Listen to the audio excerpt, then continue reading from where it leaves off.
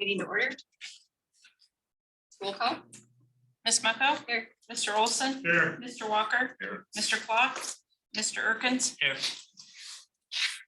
All right. I believe you all saw there was a change to the agenda that was mailed out ahead of time. It's regarding under other business. Item number C, we're changing that from a discussion item to an action item. So we just need to vote to accept that amendment. So moved. Second. All those in favor? Aye. Okay. And approved. I is not able to make it today. You let us know ahead of time. On to work session minutes, September 22nd. Entertain a motion to approve. So moved. Second. All those in favor? Aye. Any opposed? Okay, on to the regular minutes from September 22nd. Move we approve the minutes. Second. All those in favor? Aye. Okay. Minutes are approved. On to monthly activity and financial report at Anne Marie. Great, thank you.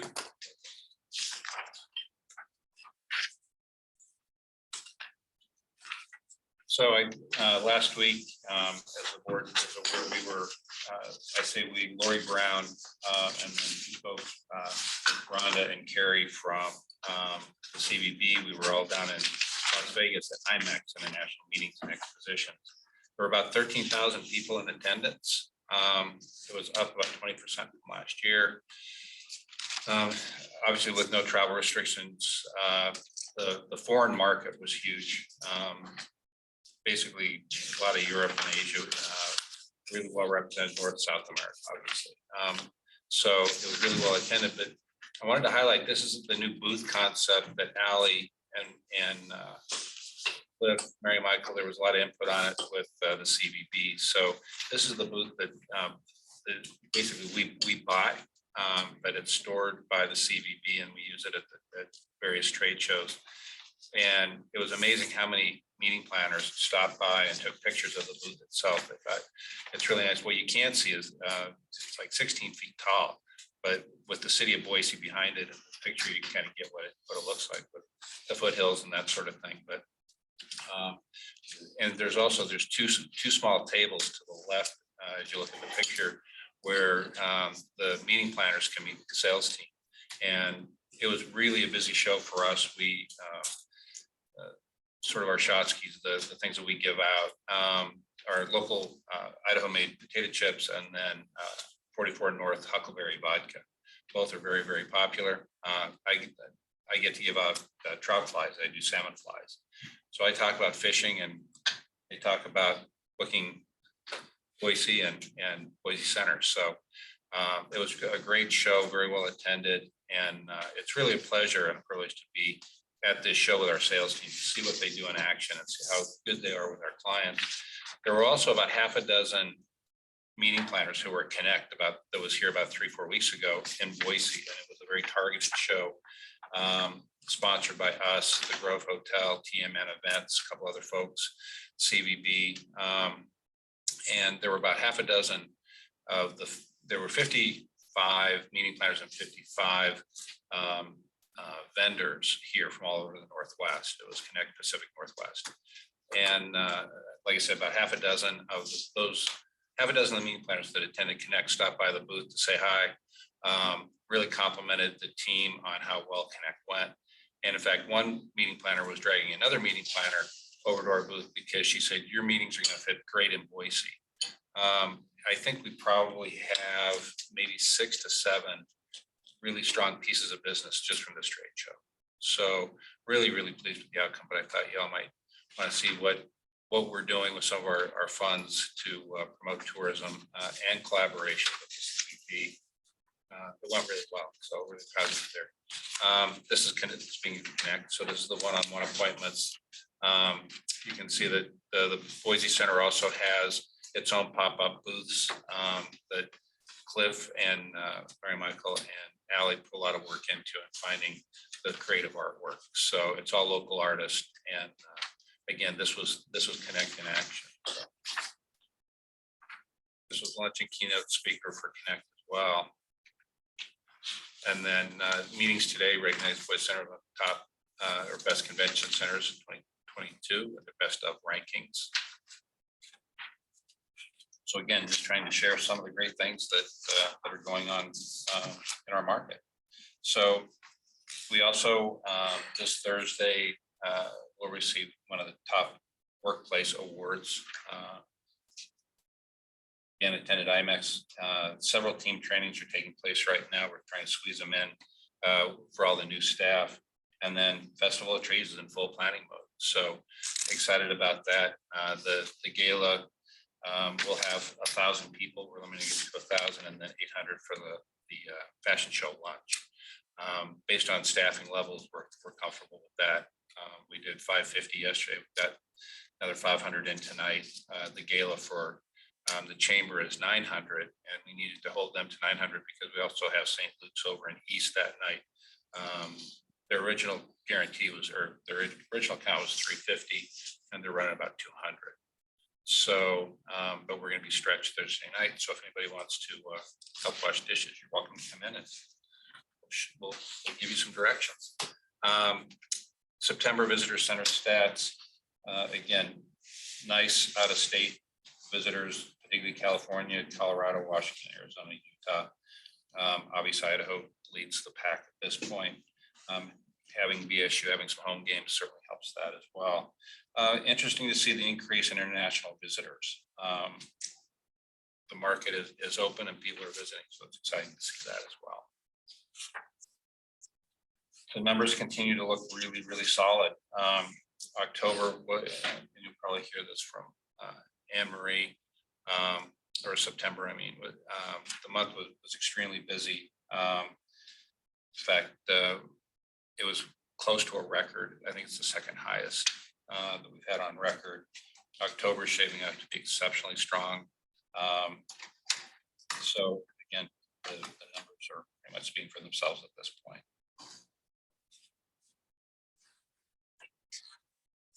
From the utilization standpoint, again, so far it's strong. We're to have a solid year. Sort of the same message that we're giving month after month. We're very fortunate. The attendance numbers are strong. So yeah, we're doing well year to date and anticipate the next couple of months to finish up strong.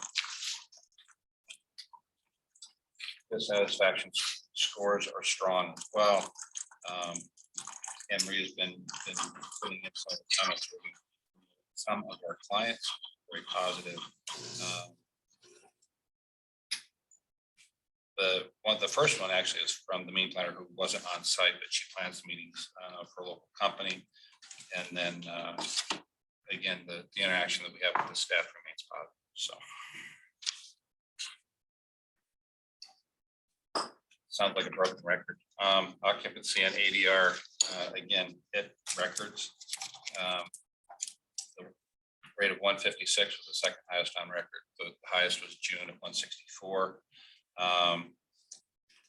Year on year comparisons were up about $23 million in room revenue, hotel room revenue year on year. I just got a latest STAR report. So demand remains strong, rates are strong. So we don't see that slowing down. Anne Marie will touch later about where we think the projections are at the end of the year. So as I mentioned last month, we've got, I think, some drinks on gambling here or bets on where it's going to come in among some of the internal staff. If you'd like to get in on that, let us know.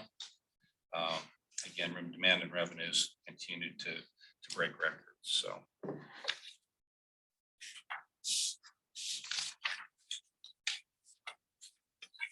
solid finish up for the year at 65 conventions, looking at potential of 72 next year.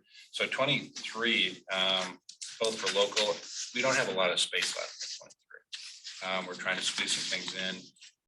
The sales team led by Allie and then the event team with Stacy. We meet every Monday. We talk about what the events are coming up, but then once a month we do an 18-month rollout, taking a look where we can fit things in. And next year it's getting harder and harder to put new groups in, which is good. And it will be reflected reflected when we get to the budget presentation. 24 is already starting to look solid. And again, the comments from a lot of the meeting planners that we visit with at IMEX, really the biggest concern that we heard time and time again was the lack of one large hotel or the number of hotels that a meeting planner has to use to bring big groups. And you've heard that message many times from me in the past. That continues to be the number one concern of meeting planners for us. I am meeting with several hoteliers in the next two to 3 weeks, trying to schedule them in, taking a look at 2024 and their willingness to open up some of the room blocks. 2024 is unique because we'll have several hundred rooms, several new hotels in the market, which I think may have an impact on hotel occupancies and average rates. But again, just going to talk to them and see what their plan is for 2024 and beyond as to their willingness to open up room blocks for us. So get bigger groups, hopefully. In 23, are you seeing a return back to where July is, the summer is more open, or is No. it? Summer's booking up again across the board. In fact, Cody and Nick and I have had some pretty serious conversations about how we're going to fit in capital projects, particularly if we move forward with the ballroom renovations, and even in East. I mean, East needs some work now with carpet, particularly maybe some wall covering, but carpet particularly. And number one, trying to get on a schedule for production is a challenge right now. And then depending on when it can be produced, when it can be shipped, and then can we squeeze in, or when will we be able to squeeze in time to get it installed?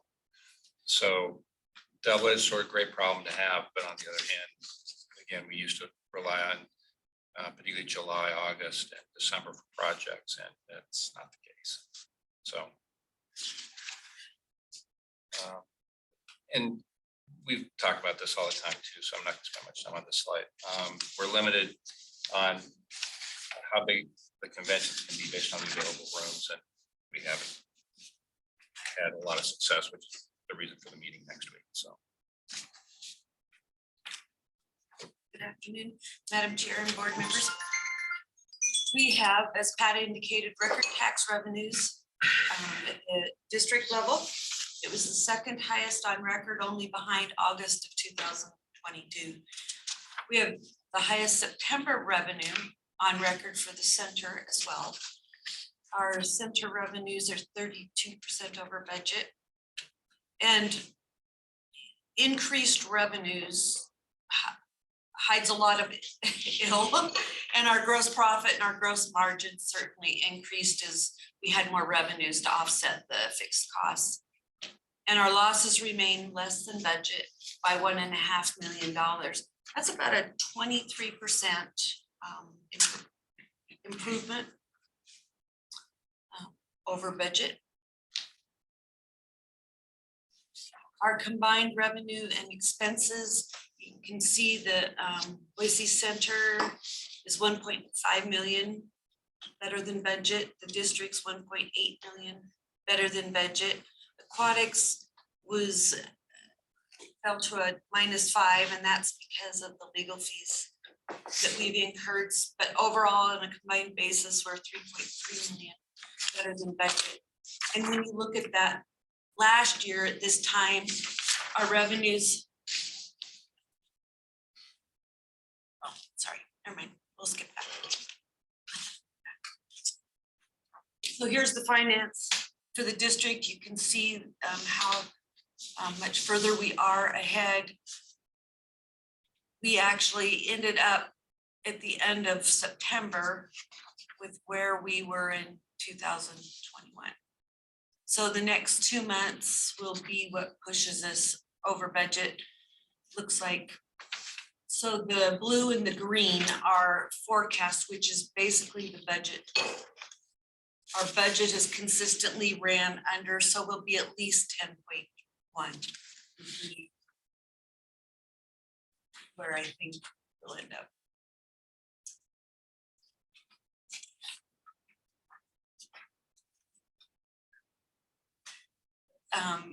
Again, with the Boise Center, this was our second highest revenue ever on record.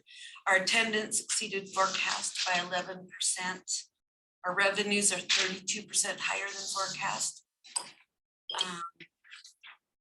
And revenue was over budget in all business lines, which in prior months, we've had some ups and downs. So that's good to see that our food and beverage is back and over budget. Our gross margin matches the prior month, and the rebound is due to the increased revenues. AV continues to work overtime along with our custodial, graveyard, kitchen, and operations. Nothing significant in our general expenses.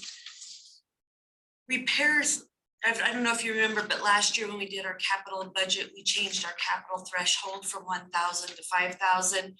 So we are continuing to see an increase in repairs and maintenance. We had to replace the air walls, and we had the demolition in September that ended up going to expense. And then our losses are 346,000 under budget. Year to date, going strong. Revenues are 560 over budget. Most of that centered in AV revenue. Labor's under budget, which is really interesting despite the overtime and inflation adjustments. Again, the net losses are before transfers are 1.5 million less than budget, and our capital transfers are significantly below budget due to timing and then canceled and delayed projects. We have about 300, it's 355 in projects that we're moving out of this year into next year. And so you'll see that again in the capital budget for next year. The operating revenue trend, the green line is 2023 budget. So you can see that we're projecting some pretty strong months. And you were asking about July and August. You can see that in July, we're forecasting both. August is almost compared to this year. July is a little bit less, but I'm confident it'll fill in more. And then June is above as well. So that's our normal slow season, and you can see it in the budget as well. Our space utilization, the lines need to go to the left. It's September, not October. But we had good utilization in September as well. And then for the aquatics, we continue to receive the rent of $7,800. We're below budget of 21,000. We had put in the budget that we thought construction would be complete and we would be roll into the higher rent.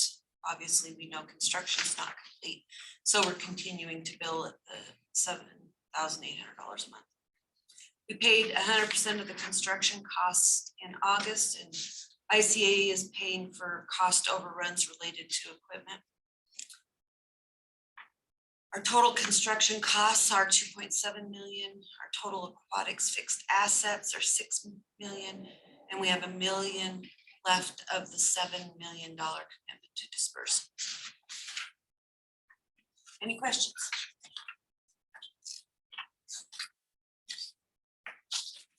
The question that really is staffing level for part-time. Are you up to where you want to be? Are you still recruiting? I think yesterday they had 10 or 11 in orientation. So I believe we're up over the 200 mark total.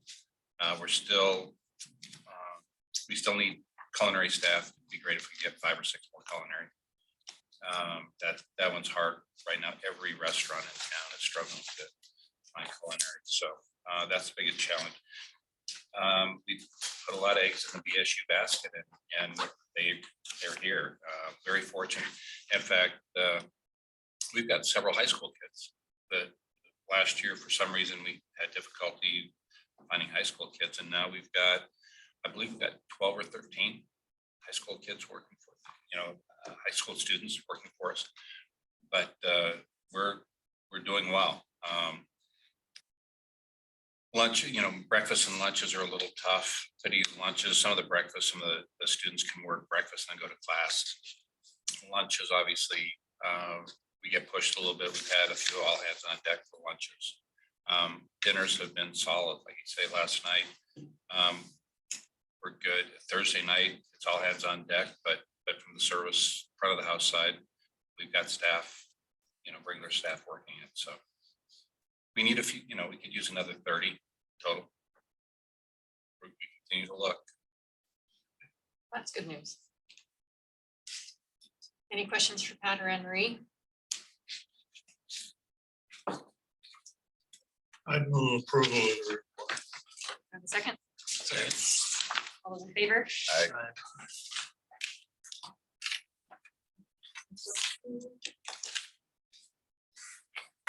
Okay, rolling into other business. Anne Marie, budget. So if that wasn't enough numbers, we'll hit it again.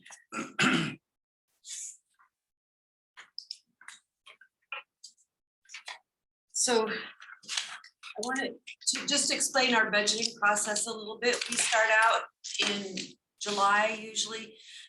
We put a budget together internally. We meet with the finance committee. We met twice. We go over the budgets, what we think the year's going to look like. And with their guidance, then we continue to put the budget together. Last month, I presented a draft budget to the full board. And so based on that, we made some additional adjustments. And so what you see in front of you is the final budget for the next year, fiscal year 2023. It will be on the screen in just a moment. So it's really not in front of you yet. Would like to thank the board for your support from 2021. That has allowed us to be almost a year ahead of other convention centers in our ability to have events of the size we're holding. And then 22, and those are critical to our success in 2023. As you'll see, we're projecting record revenues for Boise Center in 2023. Again, 2023 appears solid. This is more on the economic side. Due to past stimulus, it's probably looking a little out past 2023, might see more cyclical revenues going on due to the inflation and the greater risk of a recession. But in the 2023, what we're seeing is record revenues. Our supply constraints are easing. So we're starting to be able to get more supply in. Our input costs are stabilizing, and we're continuing to still see labor shortages. Pat just indicated, and I'll talk about that in the budget a little later. And then our cost management remains key with the inflation that's continuing to go on. So food costs are Yes, leveling out. we've seen some leveling out. And due to volume, obviously that helps. We haven't run into as many products lately, and probably a handful that we have to substitute items for sometimes, but for the most part, the product availability is good. And again, we raised prices, and so that's having an impact on the food costs themselves. But right now, we're holding right about, I want to say 32%, and we have projected 35, 36. So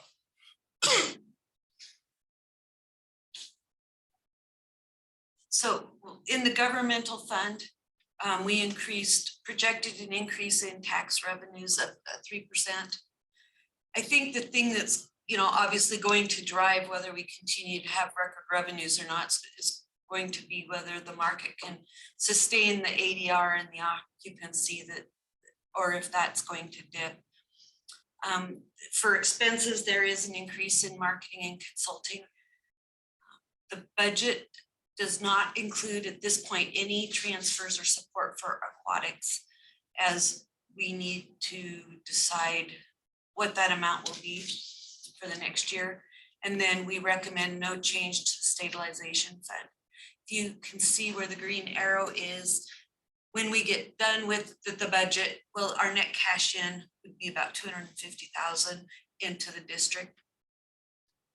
And that does not count the cash that's in the other funds. Because if we would collect the rent from aquatics, they would start to build some cash balances in there as well.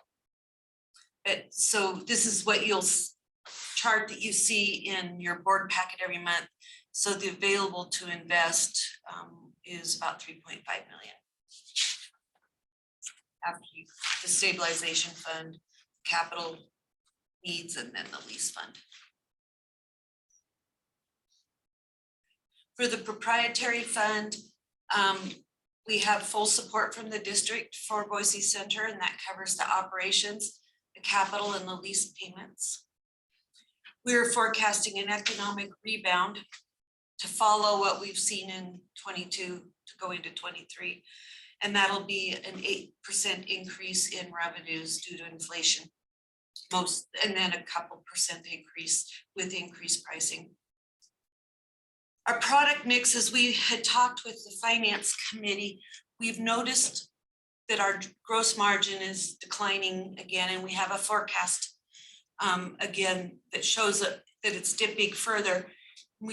As we were looking at that, what we starting to pick up is that as we focused more on conventions, our profit margins in that line of business is less than what it will be or could be on the local event side. You know, where we really do well is in that 300 to 500 range.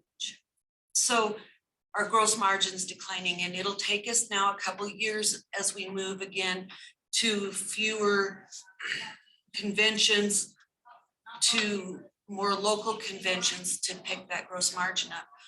One of the conversations we had with the finance committee was that, you know, we have economic impact and then we have profitability, and Pat does a great job in trying to balance those two, and so does the team. And so we're just trying to figure out where that optimal mix is. And I think we've seen that in 2022, we're maybe a little more convention heavy than we should be to make sure that our operating losses don't continue to increase. So, like I said, when we book those conventions out a couple of years ahead, it's going to take us some time to try to reduce the conventions to make room for some more of the local events. And I'll just jump in. It's not a drastic change as we look forward, and really the impact's going to be 2024 and beyond. 2023 is pretty much in the books. So as we take a look at conventions and the amount of discounts that are involved, what we do to increase economic impact is to get heads in beds. By doing that, sometimes we have to offer up discounts both on the food and beverage side, service side, or particularly on room night discounts. A lot of these conventions are used to going to single service properties, i.e. big hotels, 850,000 room hotels, or going to cities that can accommodate one or two. So to entice them here, we've always offered up discounts to get those conventions here. And again, it's a way that we try to support our hotel partners in ensuring that we have a strong convention base. So as we look into 24, 25 and beyond, it's becoming more of a rate management of space, not necessarily a reduction of or a targeted reduction of conventions. So for instance, if we do 65, 67 conventions this year, it's not like we're going to do 50 next year or 50 and 24. That's not the goal. The goal is to revenue manage the space. When we came into 22 and even 2023 during COVID, and as conventions were looking ahead to book, it was in our best interest to put anything on the books that we could and take care of those events that we're canceling at the time.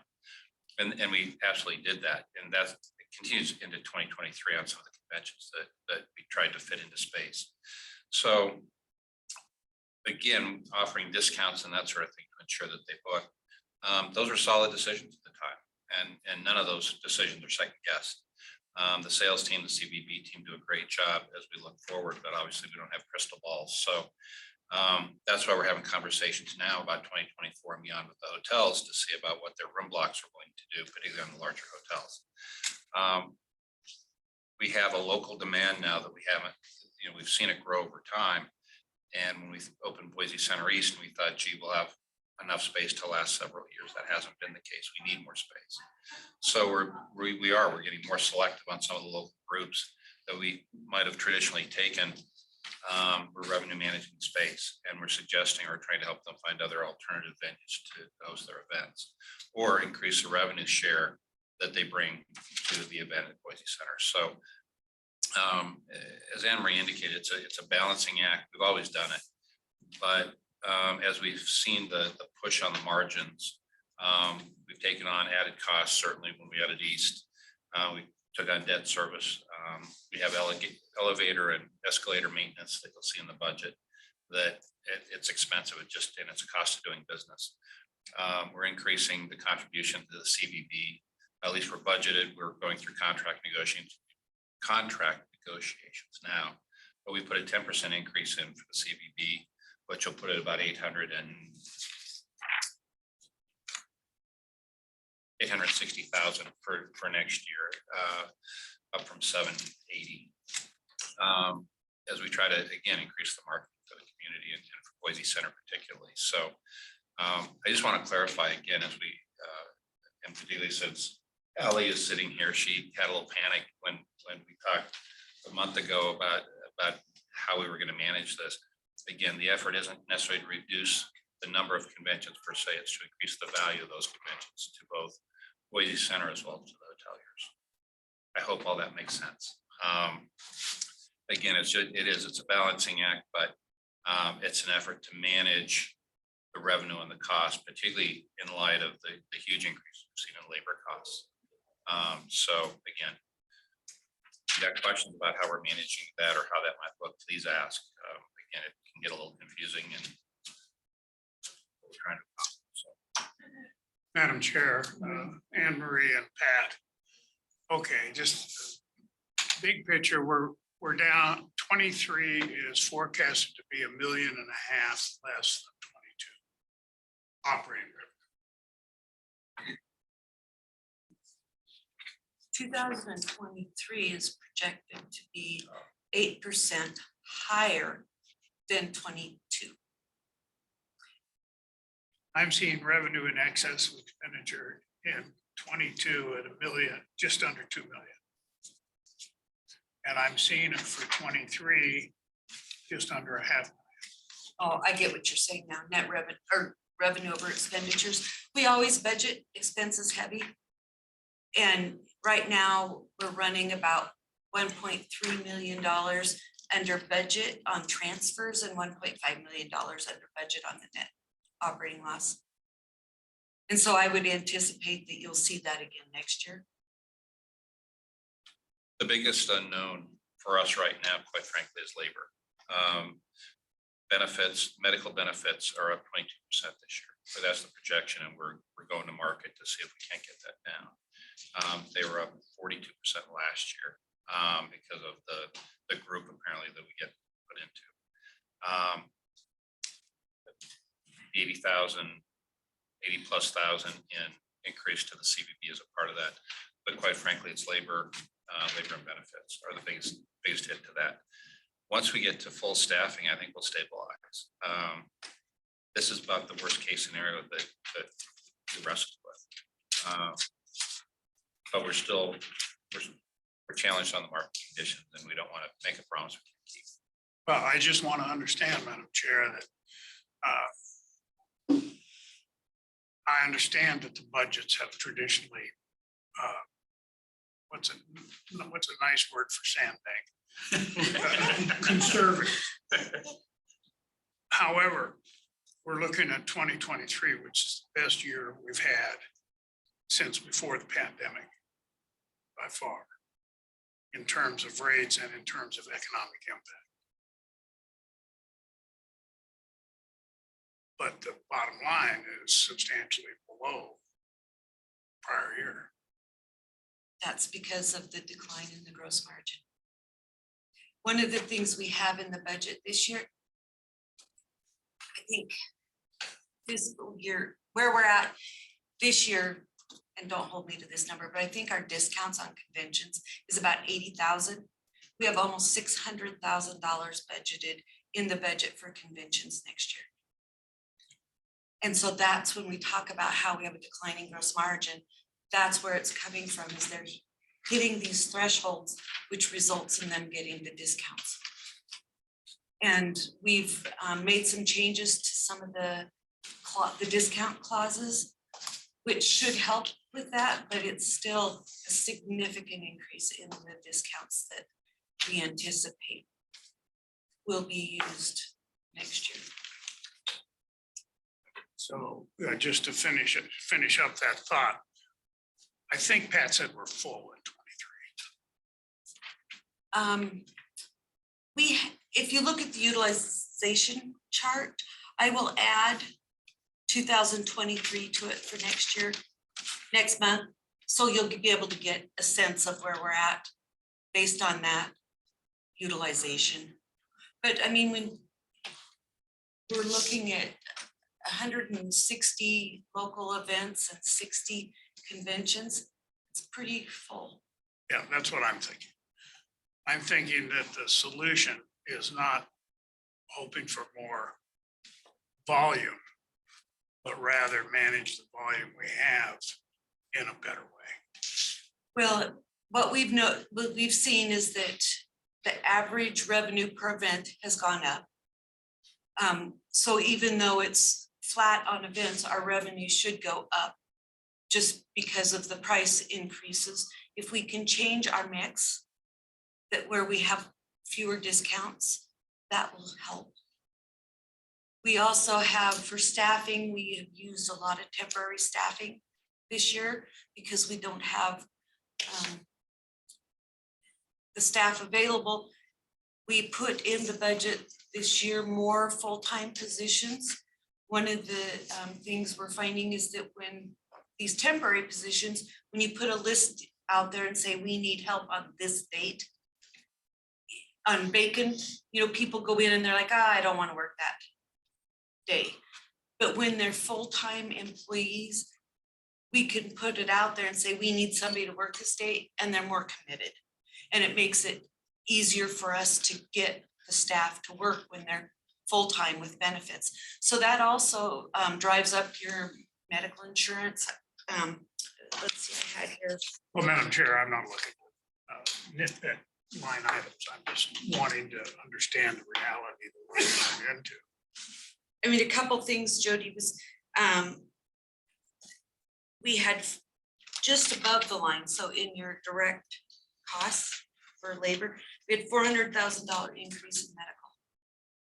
We had a $77,000 increase in retirement, 33 in taxes, and $21,000 workers' comp.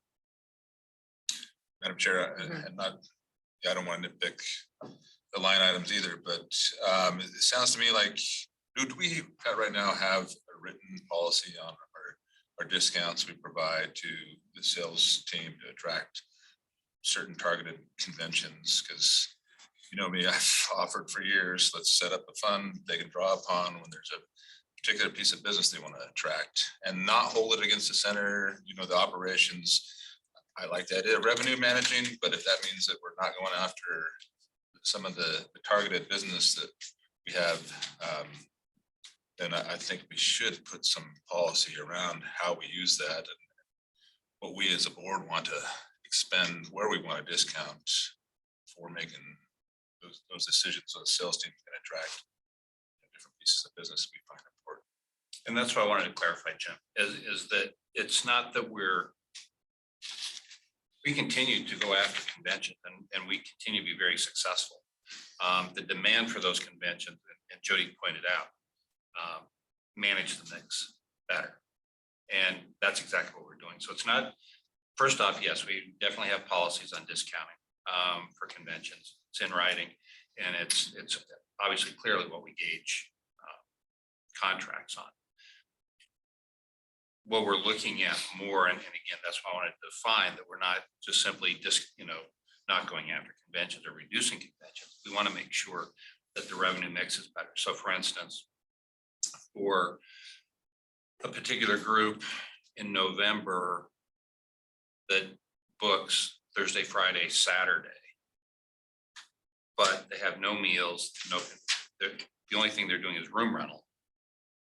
What we look at then is, can we put a convention in that has food and beverage and maybe some service rental in there, or take one or two local events that quite frankly would drive more revenue. So it's not that we're giving up on conventions, it's just making better decisions on the groups that have revenue that will drive into Boise Center rather than just room revenue. And demand is out there. So again, based on IMEX and these other trade shows that both teams go to, Boise's on the map. So it's not a matter of lack of demand. It's making better decisions. Don't take the first call, right? Let's take a look at parameters. And there are certainly times during the year where it makes total sense to take the groups that July, August. I mean, quite frankly, we'll discount what we need to within reason, certainly, to get groups, particularly in the slow months. But then you have high demand months, September, October, November, February, March, April. Now are key demand times. So we need to manage better, looking 2-3 years out. The local demand is there, so we can fill in, and we have competition between conventions and local demand all the time. Local events, the big local events, well, any local event at this time can only book 12 months out. Conventions can book as far out as they need to. So again, I want to make sure the message is clear that we're not simply doing fewer conventions. We're making better. The goal is to make better decisions from a revenue standpoint on the conventions book. If that makes sense. Yep. And I guess, to your point with the board support, and we've mentioned this before, but if there's a piece of convention business that is attractive and we need to throw in some dollars from the board level for transportation, or to try to overcome some of the hotel issues, I think that's where you're saying the board would be open to, in order to get some of those revenue margins up, be willing to put in some dollars from the district side in order to attract a convention piece of business that would be a revenue generator. And Jim, we have dollars in the district budget now to do that. We've been doing that since 2017 when we provided transportation and ancillary funds for the epidemiologists, and the board blessed stuff on that. So we just automatically put a dollar amount in there specifically at your suggestion. So it's in there. Connect is a good example of where we partner, where we contribute to the sponsorship of that particular event. It's held here, and again, those are high level meeting planners. Helms Briscoe was here in, I want to say, May or June. Again, a very large meeting planning company. They had several of their key people here. So we use some of those district funds to help promote. Right now, do we account for those discounts and other board approved tools separately from the transfers? I mean, to me, that would, if you're accounting for those discounts and other things that impact the revenues over expenses, that we should account for that separately, so that it doesn't look like, well, you just had you didn't manage for the revenue, you gave away the store, and or didn't, however the operation went. I would just like to account for that. What I'm saying, I want to help you attract those, and if I'm saying that, then that's not part of the transfer accounting of the board. It's at least a separate line item to show you as a board committed $500,000 to attract these groups this year, and otherwise we would have operated the center for the greatest revenue gain, because we're following the philosophy of attracting these different pieces of business. You gave us authority to use X amount, give us so much in discounts, and we get a account for that separately, so it doesn't look like we're not impacting how it looks in a operation standpoint.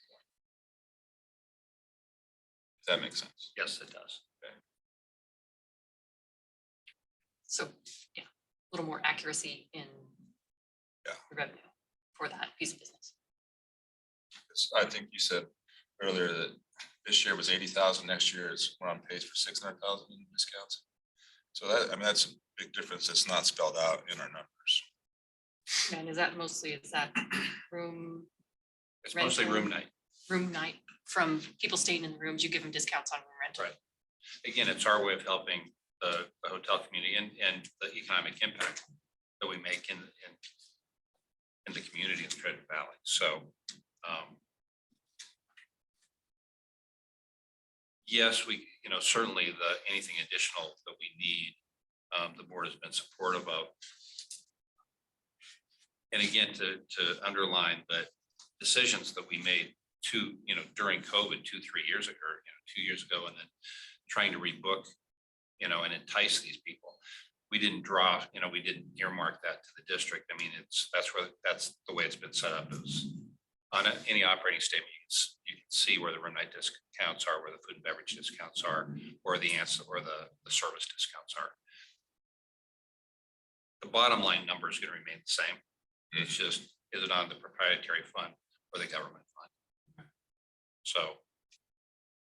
And hopefully with the $600,000 in discounts, it actually generates millions of dollars in room revenue, right? Yes. Room Exactly. It's room night. Yeah. And it's the ancillary spend that those people have.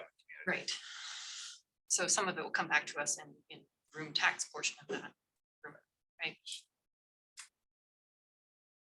So this is, I think, where we talked about, that mix of trying to get the margins to get going the other direction. And it sounds like 24, 25, we won't see it until then. Correct. I mean, the decision we make, now are 24 and beyond. So again, you're not going to see much change in 23. What you'll see is hopefully the management of the operation will result in more positive results on, not necessarily the revenue side, but certainly better results on the expense side. And how many of those expenses are outstanding? It sounds like you might be shopping the insurance a bit. When you say Outstanding, well, tentative or could change. Oh, yes, so HR our insurance renews later in the year, so we just make an estimate at this point. And so they told us that it would go up, they thought at least 20%. I mean, it was 40% last year. Insurance, the same way, we make estimates on insurance, we make estimates on the condo fees. We also make, one of the things with the benefits is all full-time employees have access to the benefits, but it doesn't mean they use them. So we're budgeting full as if everybody uses the benefits. So we're always over budgeting on the benefits. So this is really worst case scenario on the Yes. expense side. Well, and capital plans change. Yeah. We budget for the projects, and then if we don't need to do them, we don't, and which is the result pretty much every year, particularly this year. So.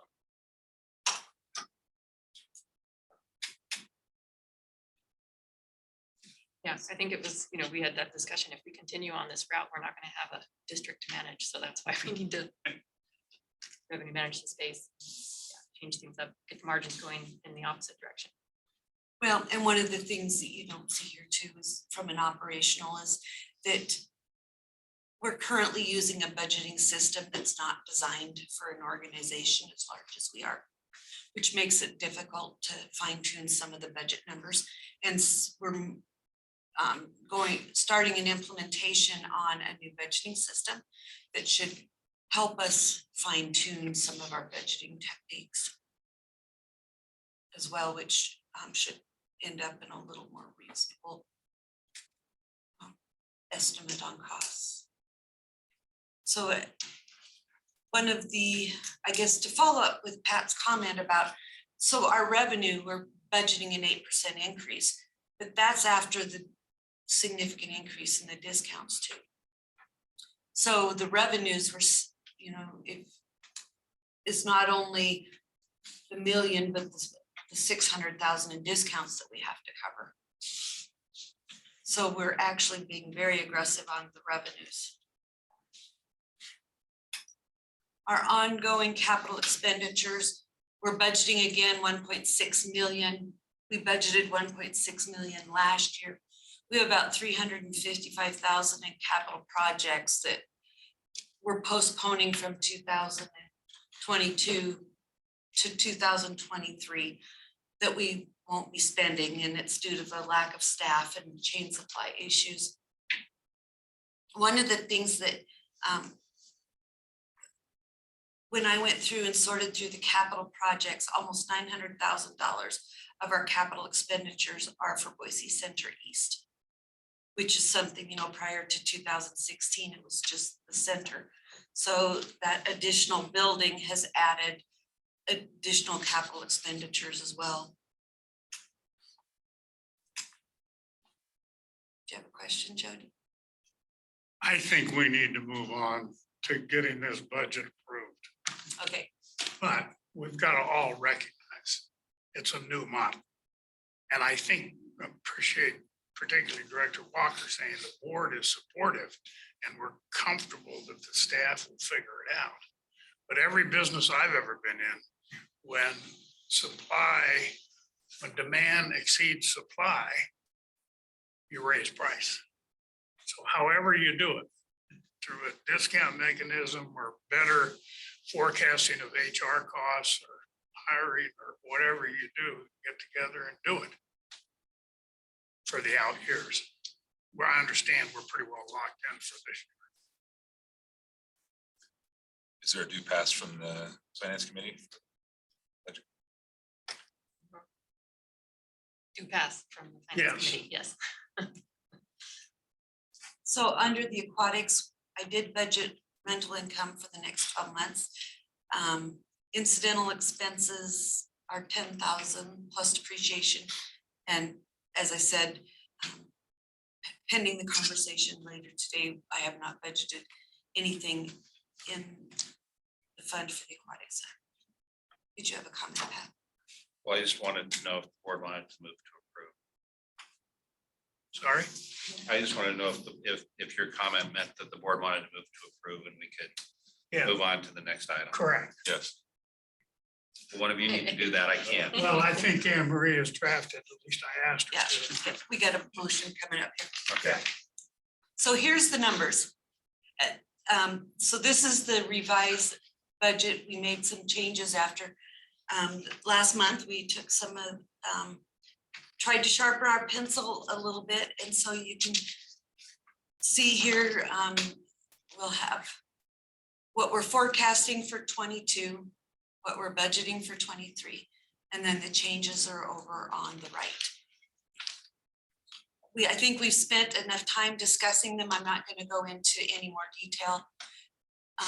Here is the transfers. So the transfers we're budgeting are 8.9 million. It'll leave the district with $251,175. And as you can see, the center will be down 112 and aquatics will be up about 288 for a net increase on a combined basis of 427,000. And here's the comments, the color key that ties to the budget that we looked at. So if you're interested in reviewing some of those, there's more comments there. So here's the combined budget for the district, the center, and the aquatics for the year 2023.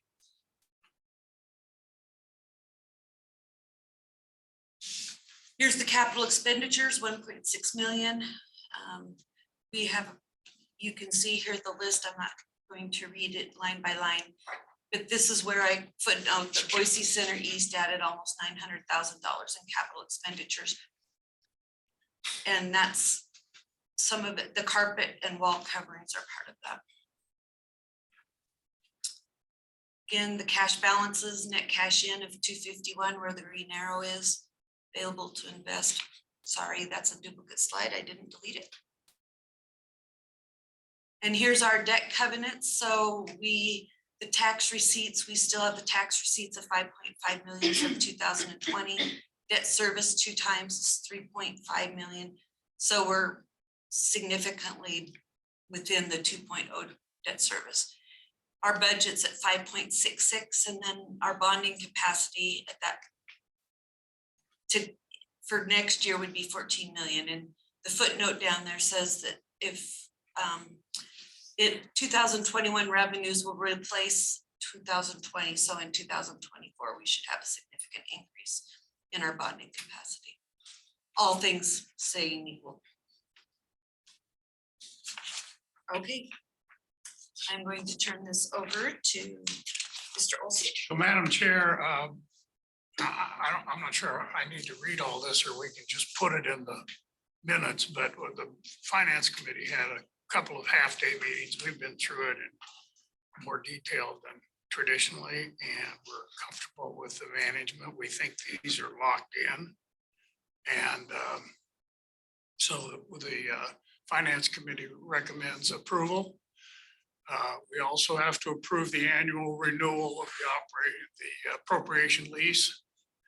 We need to authorize the chair and the executive director to take all steps necessary to effect the renewal of the Boise Center East annual appropriation lease. And the designated committed funds as is down there. The aquatics 2BD is because the aquatics is later in the agenda, but we'll be dealing with that. And that chart will be filled out after we're done with our swimmers. All right, any more discussion? All those in favor say aye. Aye. Any opposed? All of that is approved.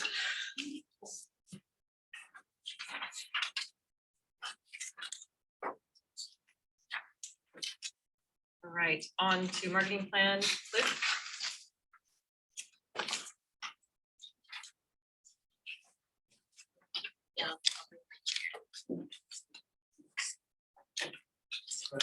Chair, members of the board, we come in mass. We are going to give you the Cliff Notes version of marketing plan. All of you received a copy of it in your board packet this month, as well as a hard copy that is in front of you.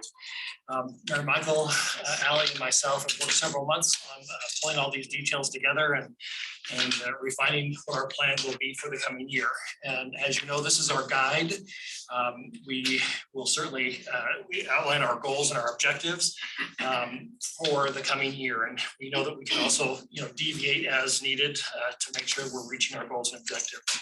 Obviously, our biggest goal for the marketing is to remain, our top priority is to remain the fact that we need to create more brand awareness for Boise Center, and that we want to generate leads for sales. We want to generate business for the Boise Center. In our marketing plan, we outlined the different campaigns and strategies to make sure that Boise Center is kept top of mind. When planners, event planners, meeting planners and event planners, when they're looking to find a unique facility, that we become top of mind for them. We want to continue to present ourselves as a premier location for hosting these types of meetings. We want to manage all of our marketing tools, our website, our brochures, our social media, our presence in the industry publications. And we want to promote our in-house services. We really want to continue to elevate the catering services that we offer, the technology we offer, and the AV services we offer, because those continue to be revenue sources for us that we're really proud of as well. We're going to continue in 23 our Centered Around You campaign, which you'll see on pages 13 through 15.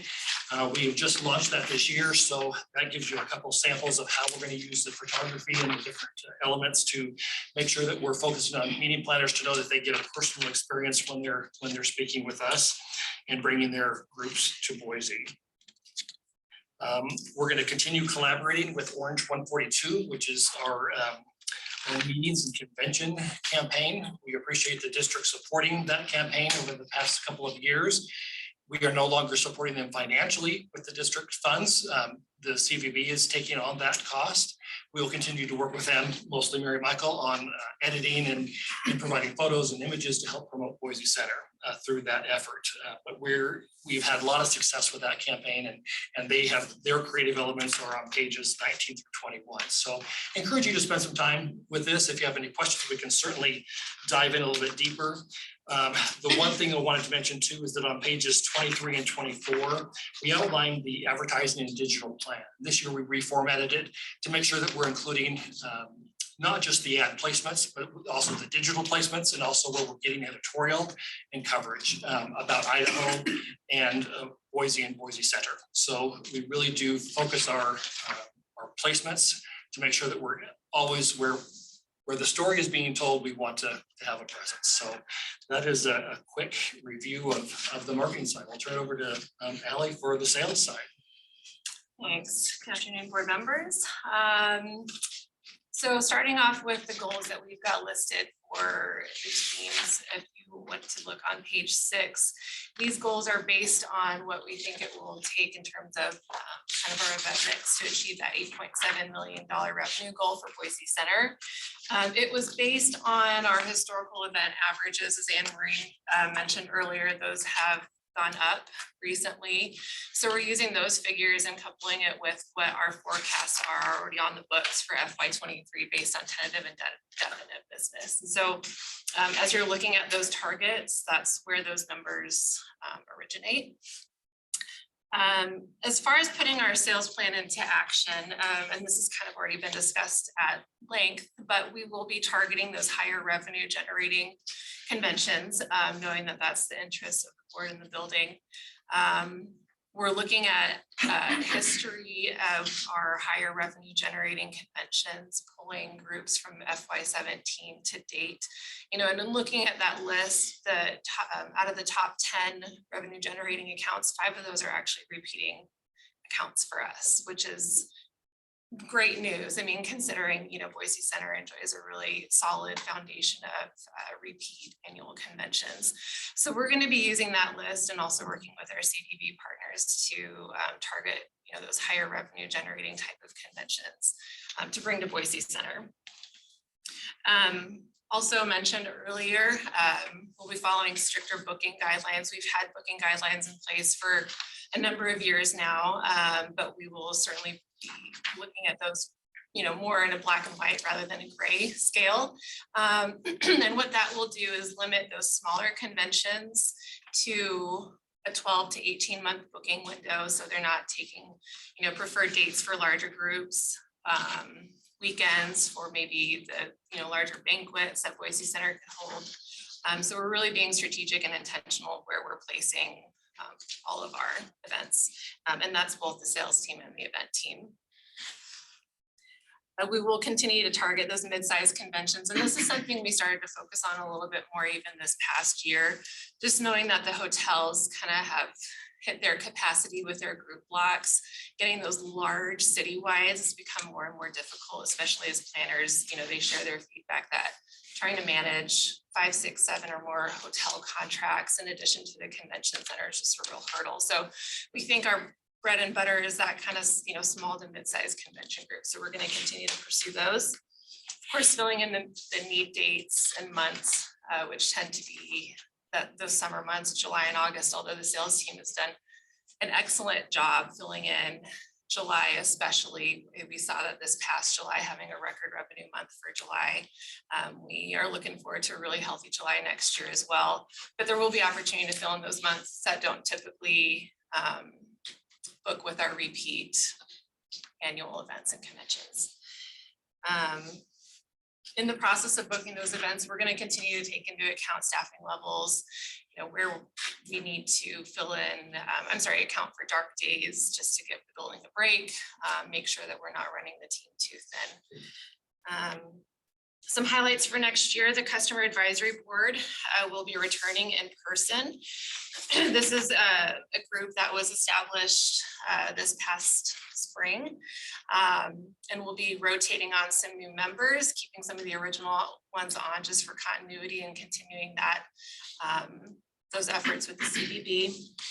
The Summer Fam will also be returning next year. It was paused this year just in place of the Customer Advisory Board, Helms Briscoe Fam, as well as Connect Pacific Northwest.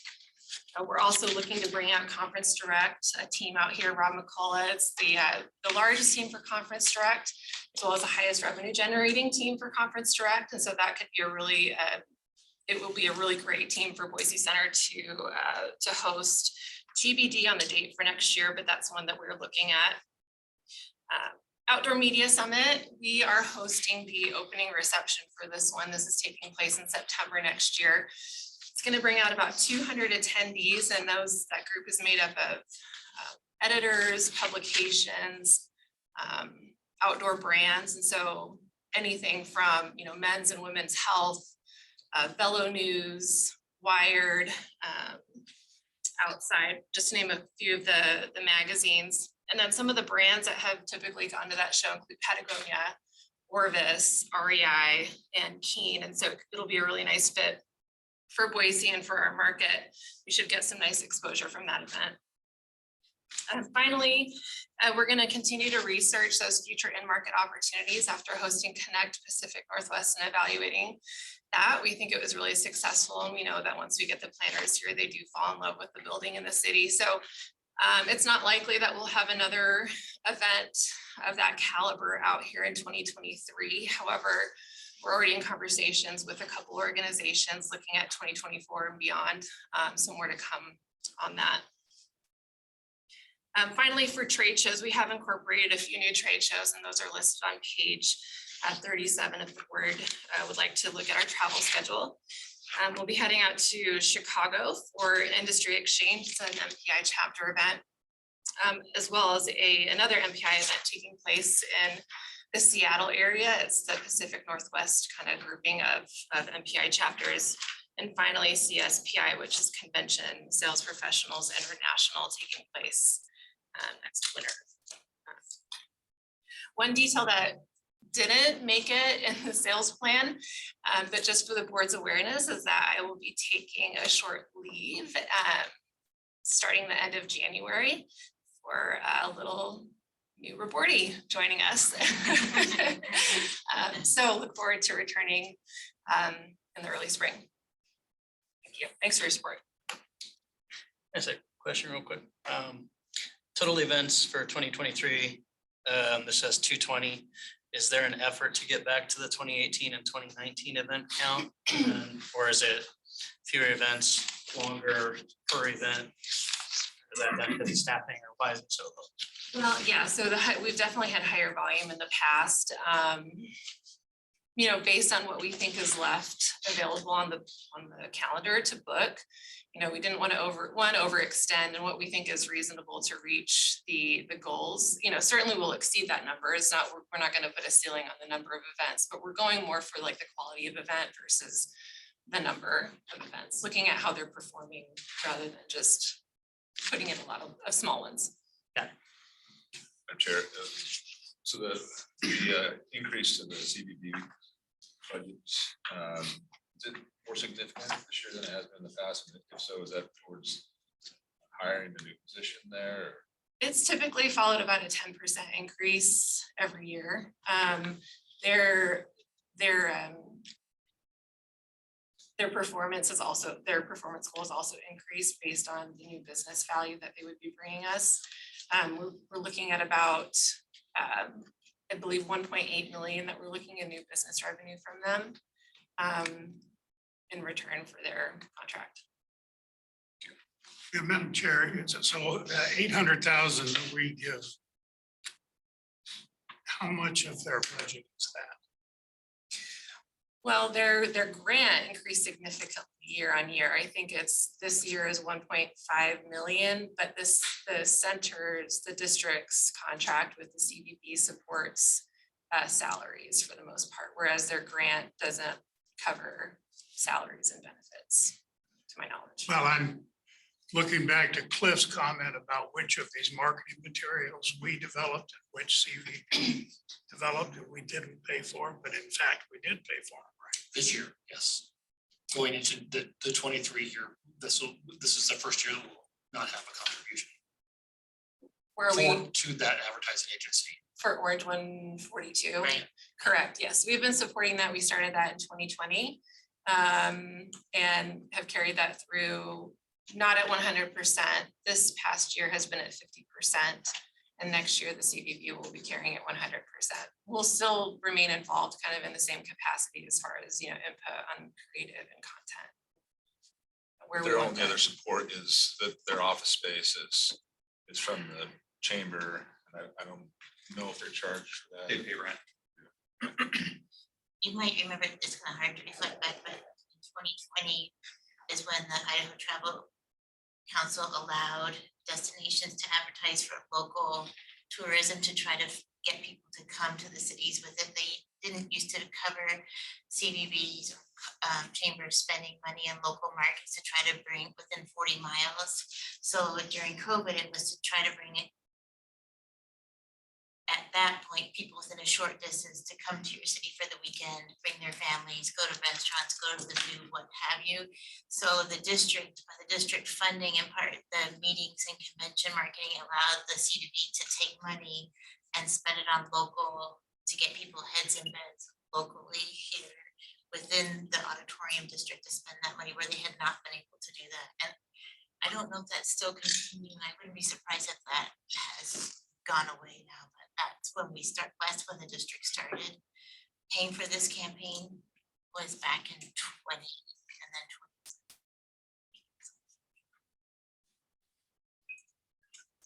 20. Communications. I'll do this very quickly because I don't want to go back and repeat, but as the finale, I'll add on that we'll continue to build on some successes that we've experienced in 2022. Specifically, I can tell you that our editorial coverage in meetings, industry, media increased 50% this year over the prior year. We've seen our digital campaign media results improve markedly over 2020 and 2021. That's engagement, website traffic, page session duration, all growing. Our website traffic from target markets has increased over the prior year, which is very encouraging. And the collaboration with the CVB and Orange 142, we are seeing new eyes, new users to the website that had not been there before. So those campaigns are bringing traffic to the site. And many more details are included in the marketing plan under pages 39 through 44. I'm happy to answer questions or go deeper dive with anyone who's interested. Please reach out. And thank you all for your support. We appreciate it. It's exciting to be in this. Madam Chair, Mary Margaret, just a quick question. Where does Sullivan Rehberger fall in our budget? Are they? I assume they, from time to time, come up with communication needs at the legislature or whatever, or they just on a retainer and that's what it is. It's retainer. And it falls under the district legal. Correct. It's on the district budget under legal. Thank you. Thank you, madam. Any questions? If not, we'll ask you to approve our guide and we'll get started. Any questions? The marketing plan is written. All those in favor? Aye. Any opposed? Thanks for your work on it. Thank you. Anne Marie? Clearwater.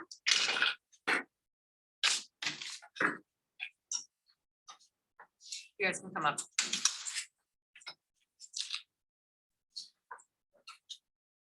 Right.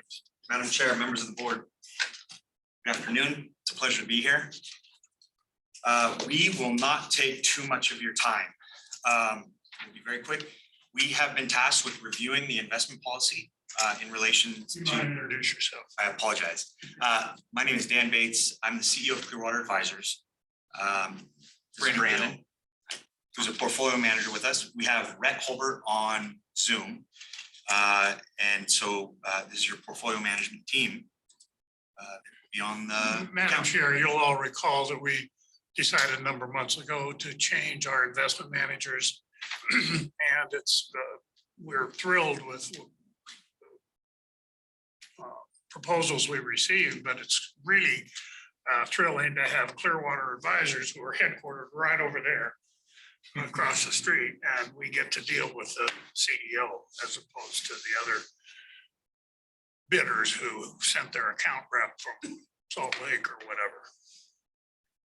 And then the process of changing and refining our policy, we changed custodians to Schwab, who is the recommended carrier custodian. Thank you. Thank you for the background. So as I was mentioned, we went through your investment policy, just a standard review. We do it with all new clients. We have 4 items we would like to discuss, 3 changes and 1 what I call lack of change. Those changes relate to 1 clause is we consider it reducing risk. The second one is a clarification. Third one is a simplification. And so I'll go through those.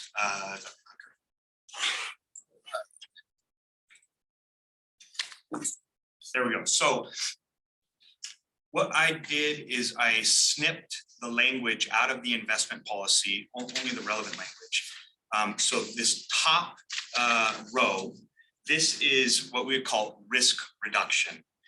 If you see the current investment policy allowed for investment managers to make transfers to transfer assets with the approval of the Boise Auditorium District and multiple signatures. In our experience, we as managers should not have the ability to transfer assets, period. In fact, we don't do it. That's a internal control. So you're already protected with the fact that you needed 2 signatures, but best practices mean, would say that you don't authorize, you don't allow investment managers to make transfers, period. There is the ability to transfer fees, pay your fees out of the account, but that's a little bit of a carve out. So that's our recommended change in this top row. The bottom row, this is clarification. The old language stated that transactions would be executed by the custodian, where we execute them, and then the custodian settles them based upon our instruction. So that's the clarification. The third change, so this is the simplification. In your existing policy, you had great investment objectives. For instance, safeguard the investment funds while providing adequate liquidity to meet operating requirements of the district. Minimize credit risk, minimize interest rate risk. These are all really great investment objectives. We generally prefer to be more simple. There's a little bit of redundancy here. So what we recommend is 3 very simple investment objectives, which we feel very much cover what you have, but make it a lot more concise and simple. Number 1, preservation of capital. That's the number 1 priority. We do not want to lose any assets. We want to protect it. Number 2, provide adequate liquidity to meet operating requirements. If there's capital that's needed, the investment account has the necessary liquidity to fund that. And then third is attain a reasonable market rate of return while prudently managing risk. At the end of the day, if you don't want to take any risk, you won't get any return. It's the amount of risk you take. Prudent risk should result in a prudent market return. And we rank those in order too. So number 1 is preservation of capital, 2, liquidity, 3, reasonable rate of return. So that is our third recommendation. And I'll just get through the 4th one and then I'll circle back for any questions or discussion. So currently, you can see on the right-hand side, I've gone through and highlighted some of the state statute. Long story short, municipalities and entities like the district are authorized by state statute to invest in certain asset classes. The state of Idaho has an additional authorization to invest in corporate securities. And then on top of that, the state has given municipalities the authorization to invest in a fund created by the state specifically for municipalities and such, which is called the Local Government Investment Pool, LGIP. So investing in LGIP actually allows municipalities to gain access to investment in securities that you can't invest in directly, primarily corporate securities and asset-backed securities, which is interesting. Right now, your policy specifically allows investment in the securities described on the left. So securities backed by the government, federal agencies, state of Idaho, and securities backed by municipalities. So you don't specifically allow that. We think that's fine for a variety of reasons. Number one, LGIP is very, very short duration. So if you look back years, the max duration that they hit was about 200, maximum average duration was about 200 days, which is extremely short. So while you're getting access to corporate securities, it's very short and you have the ability to take duration, increase the maturity of the securities you're investing in, and that moves the needle more than investment into LGIP. Number two, there's pooled investment risk. You are commingling your funds. You're putting your funds in with a bunch of other municipalities. If someone else needs liquidity, you're subsidizing that. Likewise, if you take money out, you're subsidizing others' liquidity. And that's fine during normal market conditions, but when there's market shocks, that can create challenges. We know entities like LGIP, I'm not saying LGIP, but there's an entity in Florida, same exact structure, during the previous crisis seized up. So nobody lost any money, but it took a while to get the money out of the government investment pool. So we're big advocates of direct investment in securities. You always know what you have, you know when the security is going to mature, and you know that you have the ability, if needed, to sell that security and get the liquidity that you need. So from that perspective, we would say you don't allow investment in LGIP right now, and we think that that is fine. There's other more appropriate ways to add risk if desired. We're not here to talk about that. We have the current investment policy. Securities are invested. There's $2 million of cash. And right now the plan is to work with Anne Marie and Pat to identify cash needs in the future and near term. And then if there aren't any, then we add these securities to the end of the ladder. So invest them out. Right now, interest rates, the rate interest curve is steep in the space that we're investing in. So you can get pretty attractive returns. Sorry, did I see a question? No, sorry. So we think that the investment policy is great for right now. And if there is a desire to increase risk in the future, you know, those are discussions that we can have if desired. Yeah, Madam Chair, I just want to comment. Remember, we talked that the board, as we redo our investment policy, is not so risk adverse that we don't want to consider that. We want to use your expertise. You know, the decisions you can make to get us, it's not like equities where it's a big difference, but the little differences add up. And once Clearwater is comfortable with our cash flow projections, the board is supportive of them assuming more risk, consistent with this policy, which is still damn conservative. But the changes do accommodate the board's desire to give them the flexibility. So as you get a handle on this, I mean, 6 months, whatever it takes, you might come back with some recommendations for how we might increase the risk. If we have an appetite for it. Absolutely. And so we are conservative by nature. Your investment objectives, number one, preserve your capital. Number two is liquidity. That's how we think about every situation. We're new. We've been told the cash flow profile, but we're going to naturally be more conservative conservative at the beginning. And oftentimes we end up understanding the cash flow profile of our clients as much or more than our clients. And so as we understand that better, we'll start to put capital to work in ways that we think are attractive, more attractive.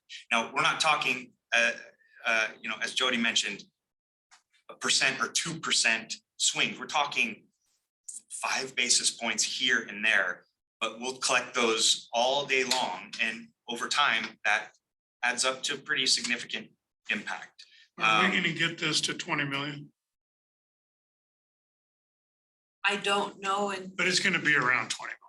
So a point or two makes a difference. it depends on the approval with the aquatics.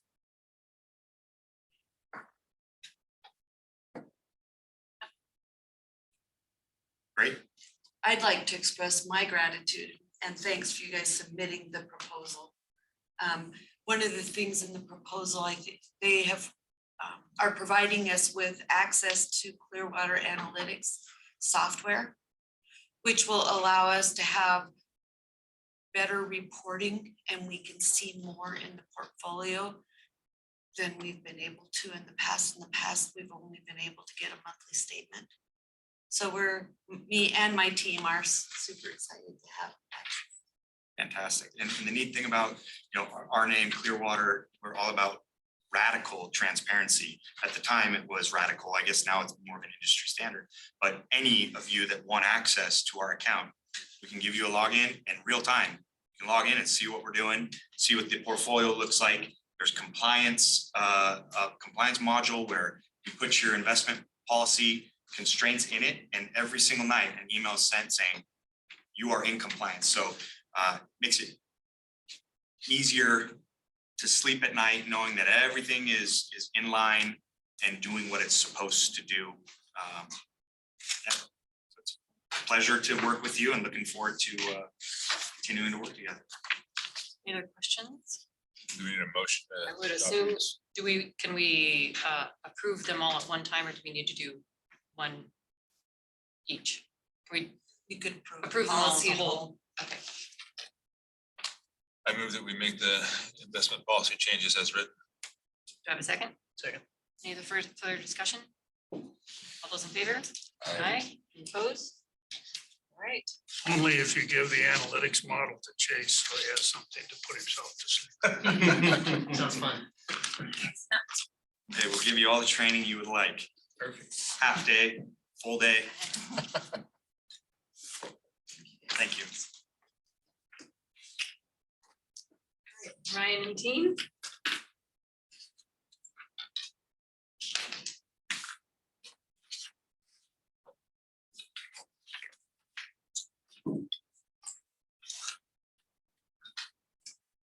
Chairwoman, board, thanks for having us back. I'll give you guys kind of an update on items and obviously available for any questions. Construction progress. It's really going great. We had a chance to have Pat and Maria a week ago Monday. And actually Nick and I were on site yesterday as well. And just the changes from last Monday to this Monday are pretty dramatic. So it's kind of fun to see.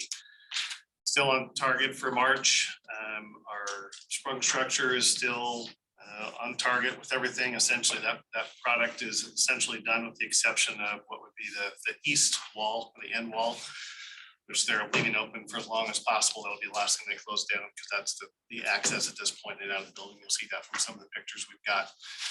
The Merthyr pool installation is underway. We've got some shots of that as well.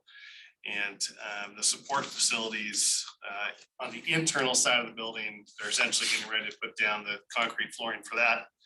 And we'll start to actually see the internal structure built on top of that cement pad. And then the chemical room in the back is also almost complete. So it's kind of neat to see all these different little components kind of coming together. Some shots from around the facility. So that top left is, you can see the actual, called the foundation that surrounds the competition pool. So the internal dimensions of that pad is your 50-meter by 25-yard pool. The panels will sit on the inside. You'll see that in the picture coming up here. On the bottom right is the foundation that sits on the program for the lesson pool. Again, the outline of that one that you'll see is at 25 yard by approximately 42 feet wide. Top left, first walls of the pool actually got installed yesterday when we were on site. And you can kind of see the size of those individual panels. Each one brand new out of the box, got a protective coating on it. We're watching them kind of strip these layers of protective coating off before they install the panel. And then each one of those panels had, I think we counted at least 10 connective bolts on all four sides, so on each side. So kind of a neat process to see how all those kind of pieces are starting to fit together. They're going to do all of the wall panels on the program pool, and then they'll start to move down the facility into the competition pool course. And then once the panels are up, then they actually go in and lay the rest of the plumbing and cement pad for the floor of the pools. So the bottom right picture there is from the east opening. And you can see the two gentlemen on the bottom right are actually starting to erect the steel for the foundation on the north side wall. The goal is to get that done relatively soon. Actually, they're going to leave the planned garage bay that will be down on that side is wide enough to get all pieces of equipment in or out. They'll utilize ramps to go in and out through the different pool portions of the building, but we'll probably see an end wall there, I would anticipate, in the coming 30 days or so is what the guy said yesterday. Top left, that's your chemical room. So that's where 2,000 gallon chemical storage tank will fit, along with acid barrels, all plugged directly in the main mechanical room inside the pool structure. Kind of a neat setup how everything's coming together. And then the bottom right is all of the major filtration system equipment that was at Timber Trials in Omaha, all shipped and now on site. And they will, once that cement pad gets down, they'll actually start to bring that equipment into the building because they can't. It's too big to go through the door, so they've got to get that inside the mechanical room before they start building up the walls too far. So we'll start to see things kind of take shape inside over the course of the next few weeks and months. Wanted to give you kind of update on our programming stuff and where that's sitting. Nick spent a lot of time on the programming side, getting that outlined and peer reviewed. That'll of course get phased in over the first few months. I don't know if you've got a few comments on that at all, Nick. Programming will be, what we typically see at pools of this size, 9 levels of swim lessons for kids ages 6 months and up. Perpetual enrollment, continuous levels, one to the next. Adult swim lessons, typically in a swim lesson pool like this, where we have a full 6-lane, 25-yard pool, we can typically see 700 to 800 kids per week through swim lessons, which is sort of where we would target it out as we get into, the later months of the first year that we're going into. Adult swim lessons, triathlon training. We have a woman who has moved to the Boise area who was the 2021 Olympic open water USA team coach. And so she does some stuff with some triathletes and is going to be in the pool with us as well to do triathlon training. We've reached out to a couple of school districts as well as charter schools to try and get some daytime swim lessons for elementary school kids, lifeguard training for high school kids, water safety instructor training, physical therapy through some of the local hospitals and physical therapy places, as well as some scuba training interest going into that main competition pool as well. All of it will plan out very nicely, it seems like, as we'll have plenty of space and plenty of room for everybody. And it seems like it's being welcomed more than we had initially anticipated, and more inquiries than we had anticipated initially about different types of programming. People, again, sort of desperate to get into some water space here in the district or in the valley. As much as we like to open the doors and have 1,000 programs running at once, we will be very meticulous in terms of what gets started on day one and then how we start to introduce more and more programs into that. On day one, we expect 150 to 200 competitive swimmers in the pool. They're all itching and ready to get out of other facilities, and the temporary locations that they have in the pool now or in our facility now. So, and then like I said, we'll start to see a lot more additional programming kind of fall into place as we let time go through and we perfect those first programs. Funding and timing, kind of just a relatively quick recap. Again, we're still sitting at 18.5. Our amount paid in, that 10.7 should say 10.6, just a typo on my part. So we've got about 7.9 balance to finish. We've got about 300,000 available funds left. This is through the end of the month. We've got our $5.1 million finance packaging that's supposed to be finalized this week. And that fund availability, the question we have in front of them as well is, did those funds come in now or towards the end of the project? So we'll get some answers on that by the end of this week as well. And just to clarify, that 18.5 includes land. Correct, that's everything. Yeah, that's, yeah.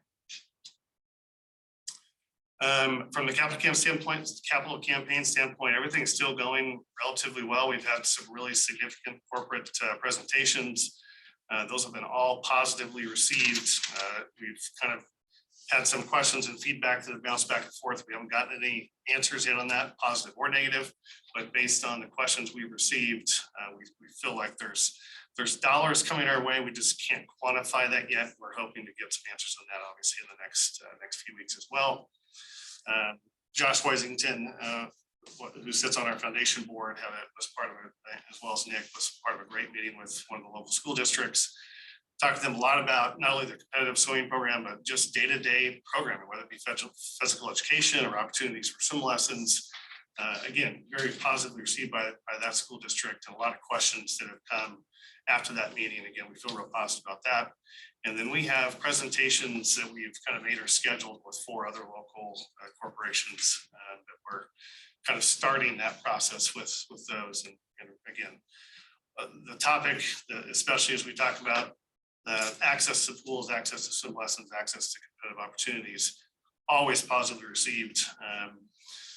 You know, I think the statistics kind of speak for themselves, but again, we're just kind of eagerly anticipating and hoping that we get some positive responses from all of those different sources moving forward. So I assume you're always continuing to research and look for opportunities to present for. Correct. We actually hold a call every single week, kind of our combined boards, as well as a gentleman named Mike Perry. Mike was one of the development directors here in Idaho, was in charge of that massive project to build the arena at the University of Idaho.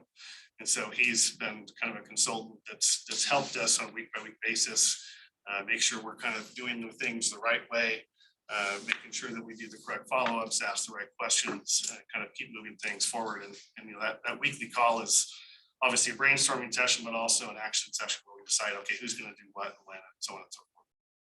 Yes, so are there some pledges that you've had that have gone away since the start of this project? So some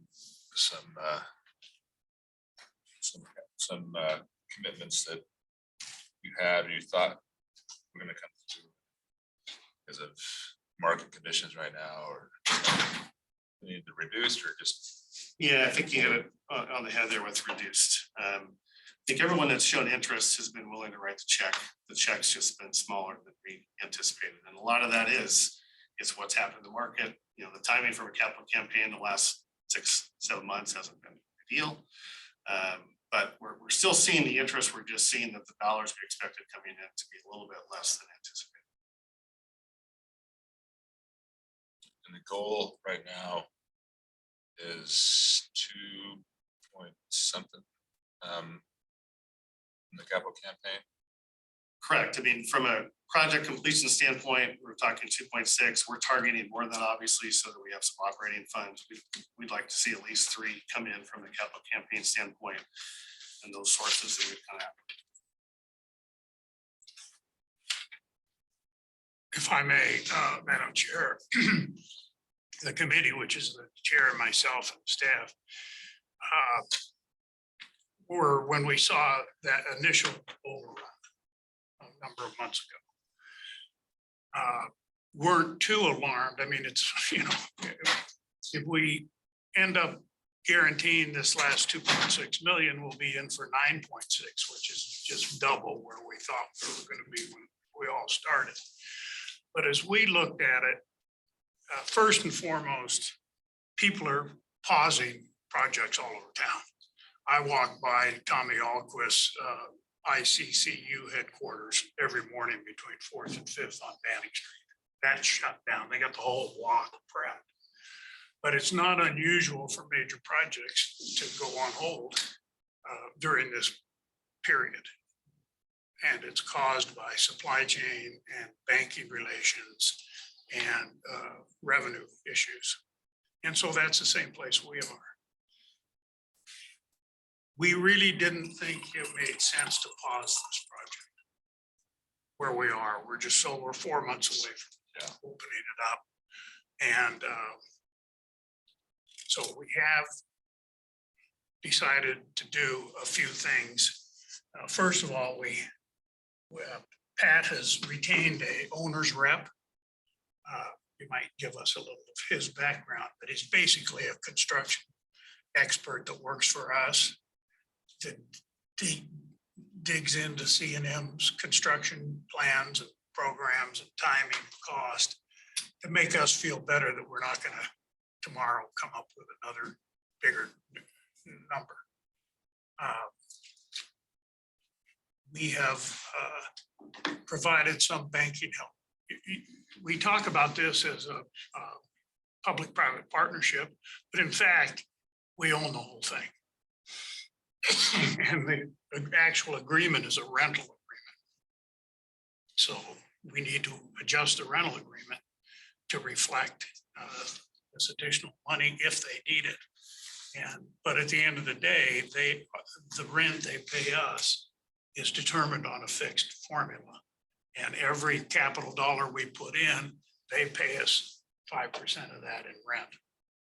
So we were all surprised, but we're not uncomfortable with the decision to move forward and get this thing built. And if we're required to, we'll stand behind the money. So, Madam Chair, Commissioner Olson, I'm sure you've looked at it then as our number increases and that 5% is going to be required to service it. Does it square up with the programming that's projected or in place right now? That's a great question. One of the things we needed, in addition to better eyes on the project detail, is an alternative to operating. We've had a good relationship with Idaho Competitive Aquatics, but we have to recognize the fact that the model may not work and we may need a new partner. And we have spoken. The obvious ones would be the why. If they don't. But I'm optimistic. I've seen, they've done the pro formas. And if the banking situation works out sooner rather than later, it's not an issue. But if it doesn't, it still should be covered. And if it's not covered, there's alternative partners. So one last question for you is, if we provide that commitment to cover what is expected to be part of the capital campaign, are you at all concerned that some of those pledges may go away because they'll just say, oh, GBAD's got it covered? That's a good point. That's always in fundraising. You gotta convince the person that we really need their money, or I don't know if Ryan could comment on that, but I just don't see it as having a choice. You either pause the project until you get the banking and contributions worked out, or you go ahead. And the only way you can go ahead is if we guarantee it. And you may want to touch upon, but also I think your pro forma took into account if you borrow the full amount at a 6% rate. Correct. So the pro forma and Jim, I know you didn't have a chance to attend last month's meeting, but we had a gentleman named Stu Isaac with the Isaac Sports Group out of Michigan, who his current job, he was formerly a vice president of Speedo. In the last 20 years, he's done consulting to groups like ours that does program consulting, financial related items, things like that. And not only has he peer reviewed what we've done, but helped us make sure that what we build is appropriate and can sustain essentially what we're proposing, including the dollars that you're speaking of today. So we have a lot of confidence in that model just because those models are all based on other facilities around the country, and those are models, the facilities that Stu himself has worked on or has access to information. So, from that standpoint, we feel like we've done the due diligence, the legwork to ensure that our financials are going to support. Then my question then I have to Director Olson about, if we back or cover it while you're making those capital campaign asks, are you concerned that some of those might be pulled? Sure. Just like we are with you guys, we're transparent with everybody that we go meet with. We talk to them a lot about where we're at financially, what we're looking at from a debt perspective. They all understand capital campaigns and using debt and understand that if there's a way to move that off, that the project becomes more successful. No one has shown any consternation over that. It's just been part of our discussion. So I don't foresee that as a problem.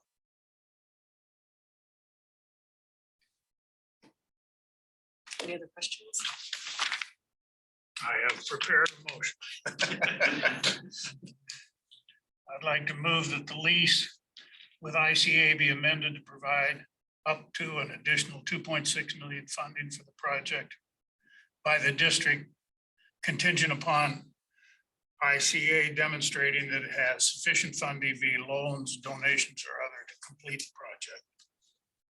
So we'll get the banking thing resolved before we do this.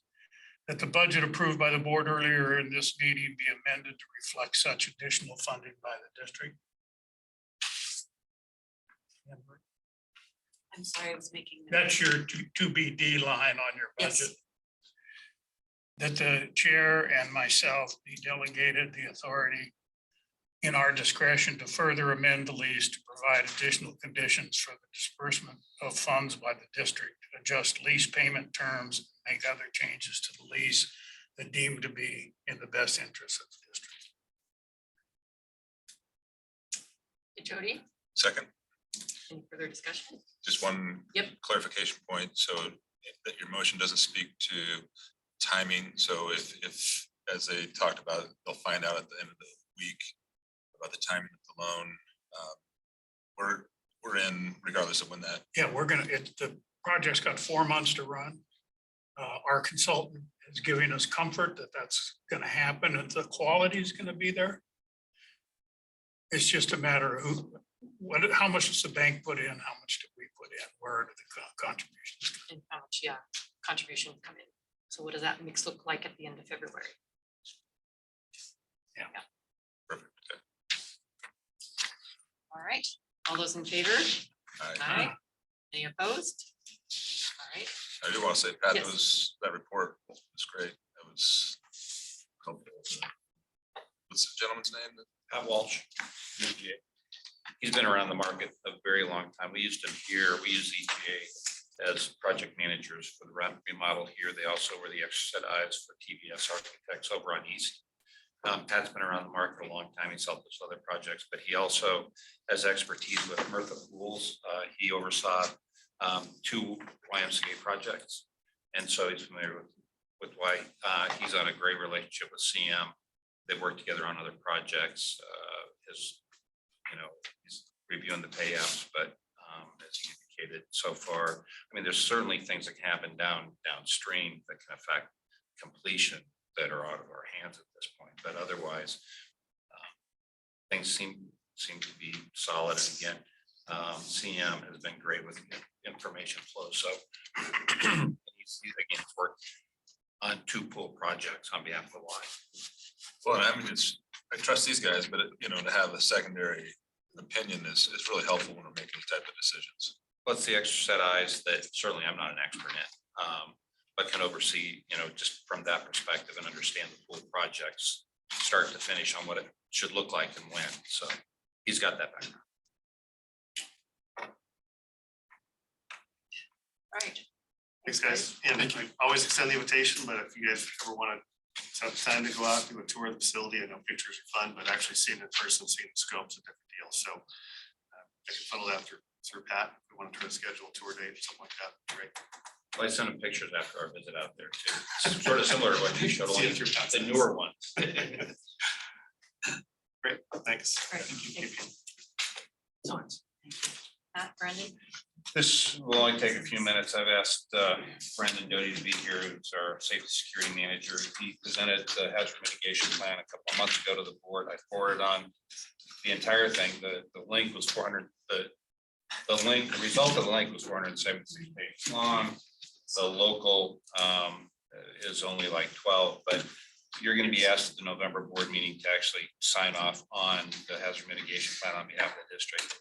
It's a state requirement that the board actually be informed and be aware of what we're doing. I asked Brandon to do a very brief overview for you, because again, as part of the November agenda, we're going to put together a consent agenda for you that has board policies that we've updated. You'll get those ahead of time. The hazard mitigation plan will be part of that, and we'll get that signed off on. So we'll be able to take care of those issues all at once. Thank you, Pat. Afternoon, Madam Chair, members of the board. As Pat said, I'll be very brief, so if you have questions, please ask. I'm sure you can reach out to Pat, and we can help get those answers to you via email or through other methods.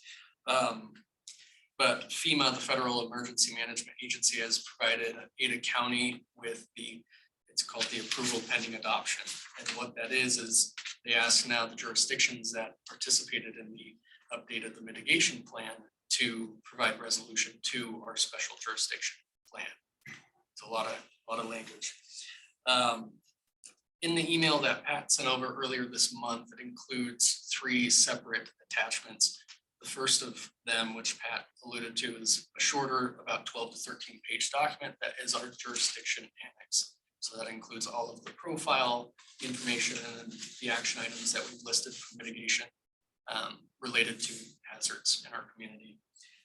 The second one is a board report. It is a high-level document, again, kind of similar to what we've already talked about in the previous board meeting as well as right now. It goes over what the hazard mitigation plan is and the 2 volumes that you've been shared.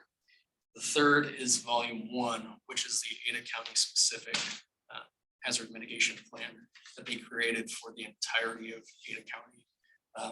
As far as the resolution goes, what happens is we either adopt or have comments on both volume 1 and volume 2 for our specific jurisdiction. So just a little bit of information why you get volume 1 as well. Pat also talked about that 400 and some odd page document. That is the volume 2 in its entirety. That includes, I believe, all 22 planning partners, other special jurisdictions and municipalities. Also, as Pat mentioned, we are planning on presenting you with that resolution in November at the next board meeting. So we will chat then. And again, if you have any questions, please reach out as you're reviewing these documents. Otherwise, thank you for your time. See you in a month. I feel safer already.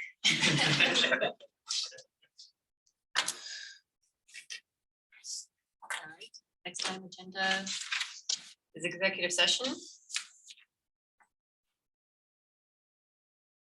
we need to tell So you, Pam? who we- actually, you're gonna- Anne Marie, Pam had to Okay, go, perfect. so Anne Marie is. So Jim fell back into regular session. Jody seconded at 4:40. And just in time, say, see no other business before the board, meeting's adjourned.